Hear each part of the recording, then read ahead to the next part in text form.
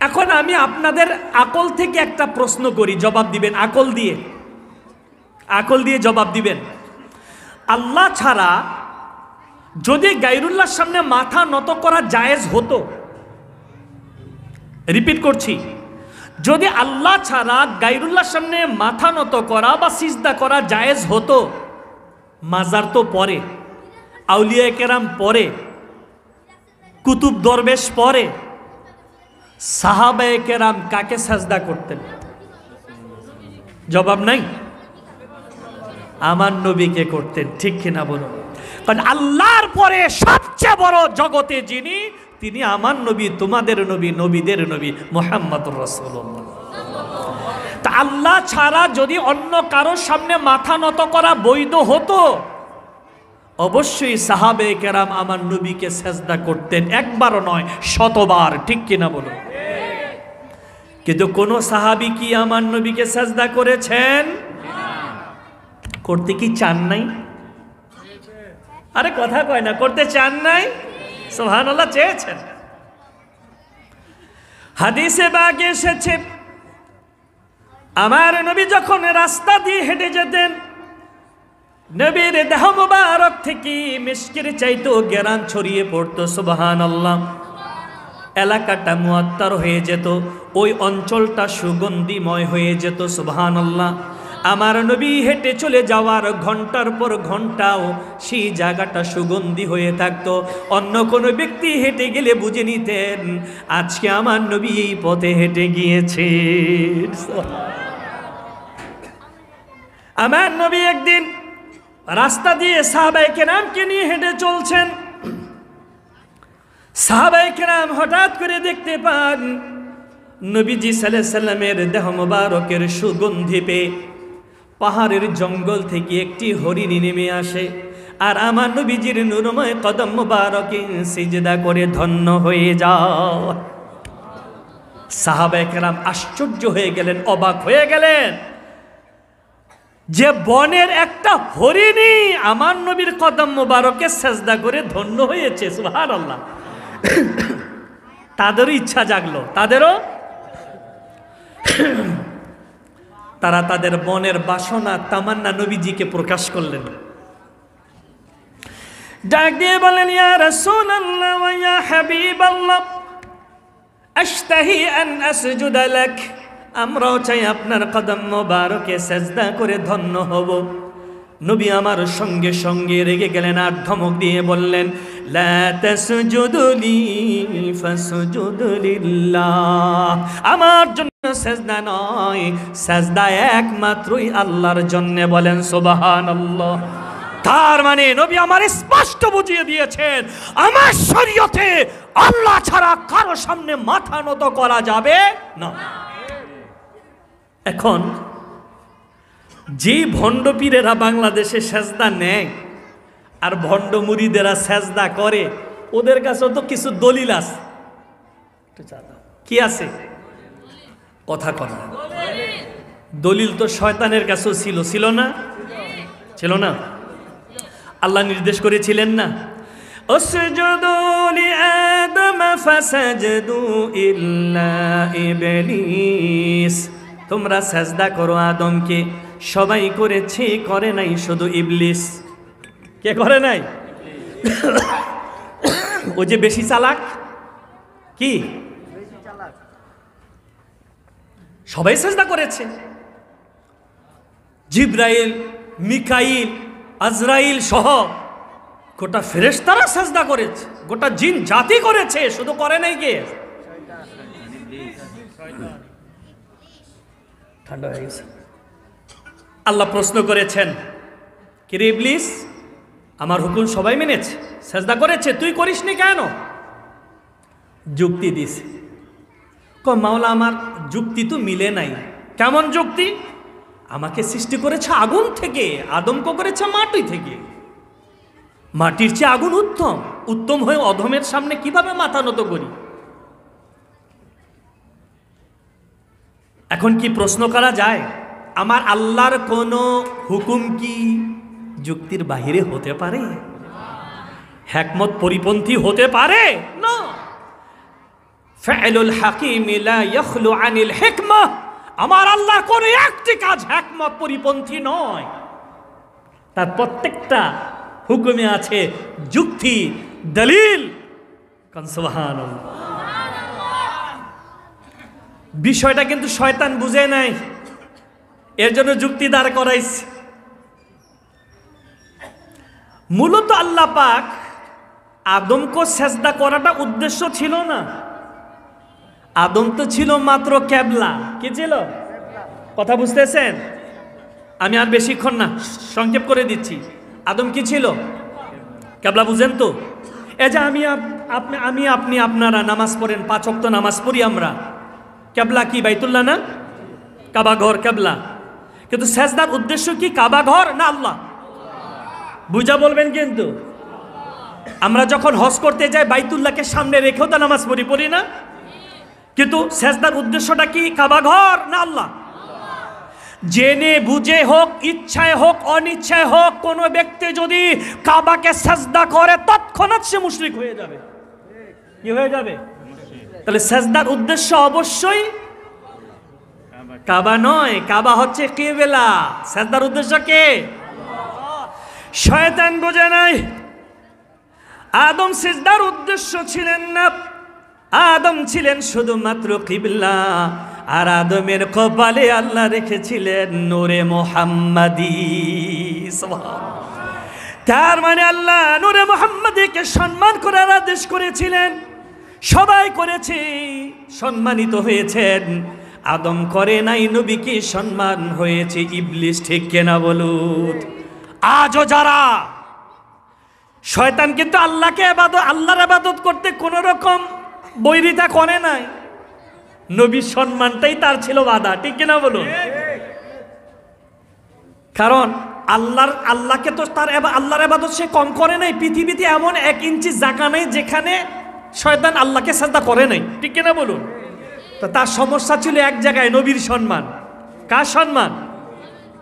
আজও যারা শুধু তাওহীদের কথা বলে, শুধু আল্লাহর ইবাদতের কথা বলে, নবীর সম্মানের কথা বলে না, নবীর মহব্বতের কথা বলে না, তারাও সেই ইবলিসেরই দোসর। ঠিক কিনা বলুন? আল্লাহ তো লাজিম করেছেন, আমাকে যদি পেতে চাস বান্দা, আমাকে যদি ভালোবাসতে চাস, আমার বন্ধুর অনুসরণ করতে হবে আর বন্ধুকে ভালোবাসতে হবে। কোন সুবহানাল্লাহ। যাক, সেটা অন্য টপিকস, তো আমি আমার টপিকসে থাকি, মনোযোগ।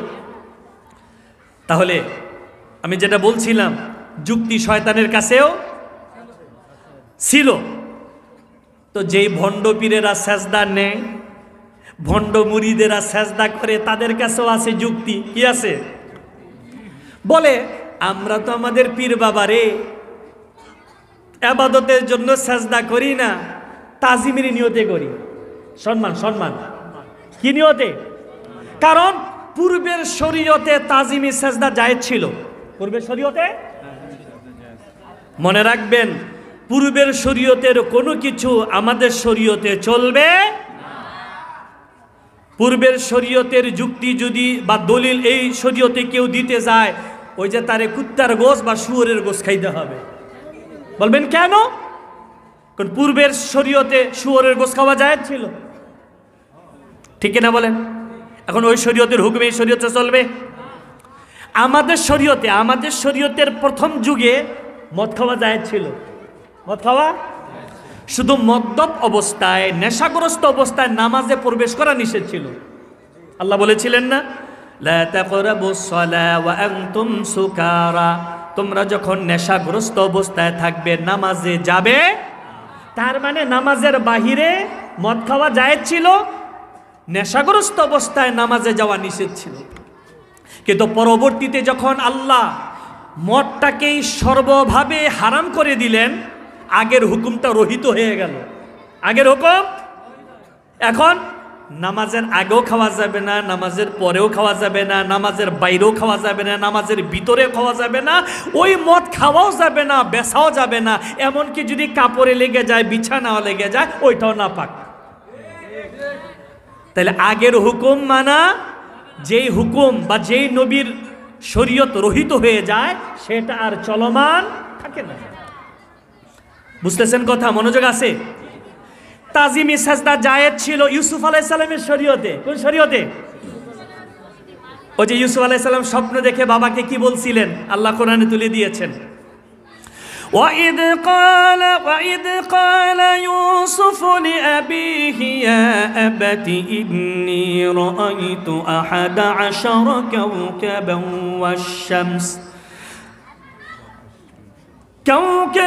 وَالشَّمْسَ وَالْقَمَرَ رَأَيْتُهُمْ لِي سَاجِدِينَ।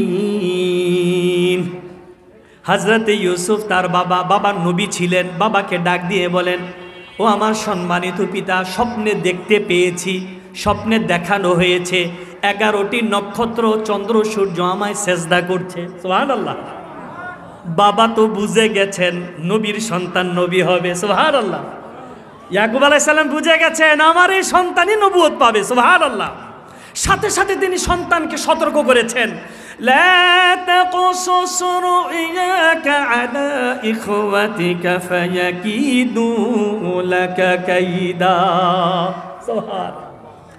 বাবা সন্তানকে সতর্ক করছেন, লা তাকসুস রুয়াকা আলা ইখওয়াতিক, যে স্বপ্ন দেখছো মূল্যবান স্বপ্ন ভাইদের কাছে বইলো না, ক্ষতি করবে। কি করবে? ক্ষতি করবে। আমি যেটা বুঝাচ্ছি, ইউসুফ আলাইহিস সালামের শরীয়তে তাজিমি সাজদা জায়েজ, আমাদের শরীয়তে উম্মতে মুহাম্মদী সাল্লাল্লাহু আলাইহি সাল্লামের শরীয়তে আল্লাহ ছাড়া গায়রুল্লাহর সামনে মাথা নত করা, সাজদা করা টোটালি আল্লাহ হারাম করে দিয়েছেন। বলে সুবহানাল্লাহ। মনে রাখবেন, সাবধান করে দিচ্ছি, কোন ব্যক্তি যদি 80 বছর সারা দিন সারা রাত ইবাদত বন্দেগী করে, আর জেনে হোক না জেনে হোক, বুঝে হোক না বুঝে হোক, আল্লাহ ছাড়া গায়রুল্লাহর সামনে একটি সাজদা করে, তার সারা জিন্দেগীর ইবাদত বরবাদ হয়ে যাবে, আর তার পরিচয় হবে একটাই, মুশরিক। তার মানে চিরস্থায়ী জাহান্নামী। এই যে এতক্ষণ আলোচনা করলাম, এটা হচ্ছে শিরক ফিল আমাল। শিরক ফিল আমলে, কাজে, কর্মে শিরিক। আরো বড় শিরিকের দ্বিতীয়টা হচ্ছে শিরিক ফিল ইতিকাদ, আকীদা, বিশ্বাস, ধারণায় শিরিক। এটা আজ আমাদের অনেকের মধ্যে রয়েছে, এই মজলিসও রয়েছে। আমি একটু বুঝাই দিই, এই যে আকীদা, বিশ্বাস, ধারণায় শিরিক, এটা কি? মনে করেন বিপদে পড়ে গেলাম, অশান্তিতে পড়ে গেলাম। অশান্তিতে তো সবাই আছি বাংলাদেশে, ঠিক কিনা বলুন? কেউ বিপদে পড়ে গেল, অশান্তিতে পড়ে গেল, বিয়ে শাদী করছে, বাচ্চা কাচ্চা হয় না, সন্তান দরকার, সম্পদ দরকার। কেউ যদি এমন ধারণা পোষণ করে যে আল্লাহ ছাড়াও কেউ আমাকে শান্তি দিবে, বিপদ থেকে উদ্ধার করবে, মুক্তি দিবে, আমার নেতা, আমার নেত্রী, আমার পীর বাবা আমাকে শান্তির ব্যবস্থা করে দিবে, মুক্তির ব্যবস্থা করে দিবে, অশান্তি দূর করবে, শান্তি দিবে, সন্তান দিবে, সম্পদ দিবে, সমৃদ্ধি দিবে, এই আকীদাটাকে বলা হয় শিরক ফিল ইতিকাদ। শিরক ফিল। মনে রাখবেন, আল্লাহ ছাড়া কেউ কিছু দিতে পারে না, আল্লাহ ছাড়া কেউ কিছু দিতে, কোন পীরের ক্ষমতা নাই, কোন মাজারের ক্ষমতা নাই, কোন নেতার ক্ষমতা নাই, কোন নেত্রীর ক্ষমতা নাই। বিপদ থেকে আপনাকে উদ্ধার করবে, শান্তির ব্যবস্থা করে দিবে, সন্তানের ব্যবস্থা করে দিবে। ঠিক কিনা বলুন? সবকিছু দেওয়ার মালিক কে? আল্লাহ যদি এই পৃথিবীর কাউকে দুঃখী বানায় দেন, দ্বিতীয় শক্তি নাই তাকে সুখী বানায় দিবে। আল্লাহ যদি কাউকে সুখী বানিয়েই দেন, জগতের কেউ তাকে দুঃখী বানাতে। আল্লাহ কথাটা সূরা ইউনূসের 701 নম্বর আয়াত, সূরা ইউনূসে আল্লাহ স্পষ্ট জানায় দিয়েছে, وَإِن يَمْسَسْكَ اللَّهُ بِضُرٍّ فَلَا كَاشِفَ لَهُ إِلَّا هُوَ وَإِن يُرِدْكَ بِخَيْرٍ فَلَا رَادَّ لِفَضْلِهِ يُصِيبُ بِهِ مَن يَشَاءُ مِنْ عِبَادِهِ وَهُوَ الْغَفُورُ الرَّحِيمُ। আল্লাহ বলছেন ইয়ামসাসকাল্লাহু বিদুর, এই জগতের কাউকে যদি আল্লাহ দুঃখী বানায় দেন, দুঃখ কষ্টের মধ্যে ফেলে দেন, ফালা কাশিফা লাহু ইল্লাহু, আল্লাহ ছাড়া আকাশের নিচে জমিনের উপরে দ্বিতীয় শক্তি নাই তাকে সেই দুঃখ কষ্ট থেকে ফিরিয়ে আনবে। সুবহানাল্লাহ। আল্লাহ যদি কাউকে দুঃখে ফেলে দেন, কষ্টে ফেলে দেন, আকাশের নিচে জমিনের উপরে দ্বিতীয় কোনো শক্তি নয় তাকে সেই বিপদ থেকে উদ্ধার করে আনবে। ঠিক কিনা বলুন? ওয়া ইন ইউরিদকা বিখাইর, আর যদি আল্লাহ কাউকে খায়ের দেন, কল্যাণ দেন, সুখ দেন, শান্তি দেন, সমৃদ্ধি দেন, সন্তান দেন, সম্পদ দেন, ফালা রাদ্দা লিফাদলি, আল্লাহ ছাড়া আকাশের নিচে জমিনের উপরে দ্বিতীয় কোনো শক্তি নাই তার সেই কল্যাণটা তার থেকে কেড়ে নিবে। সুবহানাল্লাহ। তাহলে সব কিছু দেওয়ার একমাত্র মালিক কে? ফিরিয়ে নেওয়ার মালিক কে? আল্লাহ ছাড়া কেউ কিছু দিতেও পারে না, কেউ কিছু নিতেও। মনে রাখবেন, এই পৃথিবীর কেউ একটি দানা রিজিক আপনাকে ব্যবস্থা করে দিতে পারবে না। ঠিক কিনা বলুন? কিন্তু আমরা ভিক্ষার থালা নিয়ে দৌড়াচ্ছি কোন দিকে? মেম্বার সাহেব, চেয়ারম্যান সাহেব, এমপি সাহেব, ধনী মানুষ, শিল্পপতি, আমেরিকা, লন্ডন, ব্রিটেন। ঠিক কিনা বলুন? 16 বছর তো বাংলাদেশের মানুষ মনে করছে ভারতীয়রা আলু পেঁয়াজ না দিলে আমরা বোধহয় বুকা থাকবো। ঠিক কিনা বলুন? লাথি মেরেছি, আগের চেয়ে ভালো চলছি। বয়কট করিয়েছি, আগের চেয়ে কয়েক গুণ দাম কমে গেছে। তাহলে কতটা চিটারি আমাদের সাথে করেছে।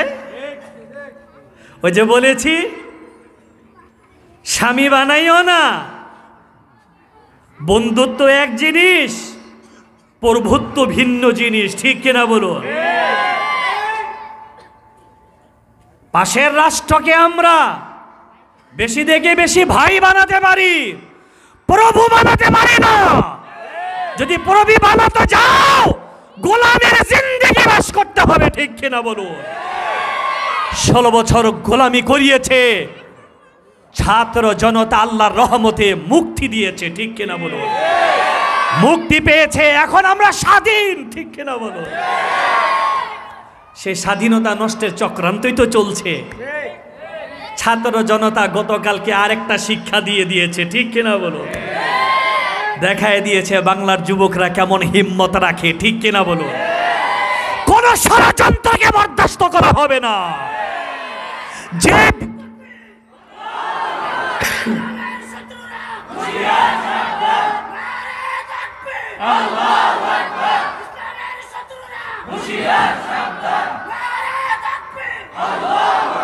সম্মানিত মুসলিম কেরাম, তাহলে আল্লাহ ছাড়া পৃথিবীর কেউ এক দানা রিজিকের ব্যবস্থা করে দিতে।